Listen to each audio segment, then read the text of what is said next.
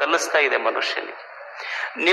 ನೀವು ಸ್ನಾನ ಮಾಡಿದ ಬಚ್ಚಲ ನೀರು ಹೋಗಲ್ಲಿ ಒಂದು ತೆಂಗಿನ ಗಿಡ ಹಚ್ಚಿರ್ತೀರಿ. ಆ ತೆಂಗಿನ ಗಿಡ ನೀವೇನ ಅದಕ್ಕೆ ಸಕ್ರಿ ನೀರು ಕೂಡಿಸಿ ಹಾಕಿಲ್ಲ. ನೀವು ಕಾಲು ತೊಳ್ಕೊಂಡು ಕೈ ತೊಳ್ಕೊಂಡು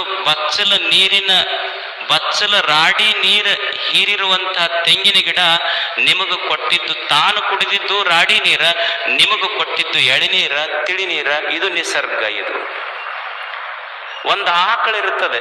ಆಕಳಿಗೆ ನಾವೆಲ್ಲ ಏನು ಹಾಕಿವಿ ಹೇಳಿ? ಆಕಳಿಗೆ ನಾವೇನಾದ್ರೂ ಒಯ್ದು ಏನು ಕೊಟ್ಟಿವಿ? ಹುಲ್ಲು ಹಾಕಿವಿ. ಅದಕ್ಕಿಂತ ಹೆಚ್ಚಾಗಿ ನಾವು ಉಂಡ ಮುಸುರಿ ನೀರು ಹಾಕಿವಿ. ಅದಕ್ಕೆ ಆಕಳನ ತಾಟಿನೊಳಗೆ ಒಯ್ದು ನಾವು ಹಾಕಿದ್ದ ಮುಸುರಿ ನೀರು.